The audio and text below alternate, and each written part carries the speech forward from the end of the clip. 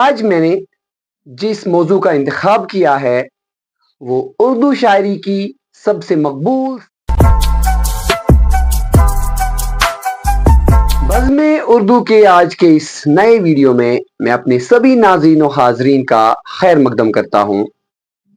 आज मैंने जिस मौजू का इंतखाब किया है वो उर्दू शायरी की सबसे मकबूल सिन्फ गज़ल है। वली के घर के रवां दवां है गज़ल, वली के घर के रवां दवां है गज़ल, कसम खुदा की अभी तक जवां है गज़ल। ये हम सफ़र थी कभी मीर के सफ़र में, ये हम सफ़र थी कभी मीर के सफ़र में, सखन की राह में मीर कारवां है गज़ल। गज़ल जैसा कि मैंने पहले ही कहा उर्दू शायरी की सबसे मकबूल और सबसे लचकदार सिन्फ है। आज की इस वीडियो में गज़ल की तारीफ, हैयत और तकनीक के बारे में इख्तिसार के साथ हम बात करेंगे। तो शुरू करते हैं आज का वीडियो। गज़ल जो असल में अरबी कसीदे की तशबीब से निकलकर फारसी शुअरा के हाथ लगी है और उर्दू के दूसरे असनाफ़े सखन की तरह ये गज़ल फारसी से ही उर्दू में वारिद हुई है। गज़ल की बात करें तो ये लफ्ज़ गज़ल भी अरबी से मुस्तार है जिसके माने हैं हिरनी, यानी अरबी लफ्ज़ गज़ाल है। गज़ाल के माने हिरनी के हैं और गज़ल जो कि सबसे लचकदार सिन्फ है जिसमें उछलपन है और इस उछलपन की वजह से इसका ये नाम दिया गया।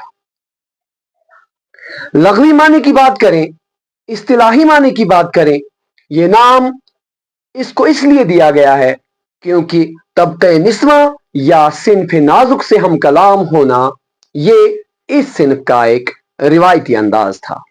यानी गज़ल में महबूब से मुतल्लिक बातें होती थी, औरतों के बारे में बातें होती थी या हुस्न इश्क के बारे में तबसरा किया जाता था। लेकिन असर हाजिर में ये सिर्फ इन्हीं मौज़ूआत तक महदूद नहीं रही, बल्कि कोई भी ऐसा मौजू या कोई भी ऐसा पहलू नहीं है जिंदगी का जो गज़ल में पेश न किया गया हो। फलसफा, इखलाक, सियासत, गर्ज, हर कोई बात गज़ल में पिरोई जा सकती है। गज़ल एक ऐसी सिन्फ है जो एक समंदर को कोज़े में बंद करने के बराबर है, क्योंकि गज़ल की ये सबसे बड़ी खूबी ये है कि इसका एक शेर दूसरे शेर के साथ जुदा होता है, यानी ये हर शेर जुदा गाना होता है। एक शेर का दूसरे शेर के साथ कोई ताल्लुक नहीं होता, जैसा कि दूसरी बाकी तमाम असनाफ में देखा जा सकता है। यही वजह है कि गज़ल जो है ये तमाम असनाफ सखन के मुकाबले में दिखाई जाती है। तो जैसा कि हमने पहले ही कहा, गज़ल की तारीफ के साथ साथ हम हैयत पे बात करेंगे। तो इसकी हैयत पे जब हम आते हैं तो गज़ल एक ऐसी सिन्फ है जिसके लिए शक्ल की पाबंदी जरूरी है। गज़ल में एक खास वजन, एक खास बहर और खास रदीफ व काफिया इस्तेमाल किया जाता है, यानी शायर ने पहले शेर में जो वजन इख्तियार किया हो, जो काफिया और जो रदीफ उसने उसके लिए चुना हो, उसका पासदारी पूरी गज़ल में लाजमी है। तो जब हम शक्ल की बात करते हैं, इन उसूलों की बात करते हैं, तो गज़ल के पहले शेर को मतला कहते हैं। मीम तो लाम आइन मतला कहते हैं। अगर मतला के माने की बात की जाए तो मतला के माने है शुरू होना, तुलू होना। यहां से चूंकि गज़ल शुरू होती है इसलिए इसका नाम मतला है। मतला की पहचान है, मतला के लिए लाजिमी है कि मतला के दोनों मिसरे हम काफिया हो, हम रदीफ हो, और उसके बाद आने वाले जो बकिया अशार है उनमें सिर्फ दूसरे मिसरे में ही काफिया और रदीफ का लिहाज रखा जाता है। आगे बढ़ते हैं। मतला के बाद अगर दूसरे शेर में भी दोनों मिसरे हम रदीफ हो, हम काफिया हो, तो उन्हें हुस्न मतला कहा जाता है। मतलों की तादाद भी मुकर्रर नहीं है, शायर जितने चाहे उतने मतले इस्तेमाल कर सकता है। تو غزل چونکہ ہر شعر میں الگ الگ موضوع، کوئی شعر دوسرے شعر کے ساتھ بالکل بھی جڑا ہوا نہیں ہوتا ہے، اس لیے جو کوئی شعر پڑھنے والے کو، قارئین کو پسند آئے، اس شعر کو بیت الغزل کہا جاتا ہے، شاہ بیت بھی کہا جا سکتا ہے۔ اور اسی طرح غزل کا جو سب سے آخری شعر ہوتا ہے اس کو ہم مقطع کہتے ہیں، میم قاف طاء عین۔ مقطع کے معنی قطع ہونا، اور اس کی بھی پہچان ہے، اور شاعر اس مقطع میں اپنا تخلص عموماً استعمال کرتے ہیں، اگرچہ یہ ضروری نہیں ہے لیکن اکثر شاعروں نے مقطع میں اپنا تخلص استعمال کیا ہے۔ اگر غزل کی بات کی جائے تو اس کے لیے ہم نے پہلے ہی کہا بحر، ردیف، قافیہ، یہ بے حد ضروری ہے، اور یہ تین چیزیں بحر، ردیف اور قافیہ جب استعمال کیا جائے ردیف تبھی ضروری ہے۔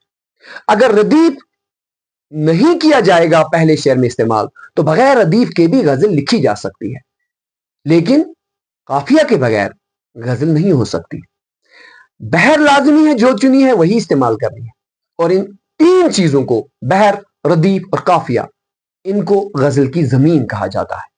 کیونکہ ہم نے ابھی بات کی ردیف کے بغیر بھی غزل ہو سکتی ہے، اس لیے جس غزل میں ردیف نہ ہو اس غزل کو ہم غیر مردف غزل کہتے ہیں۔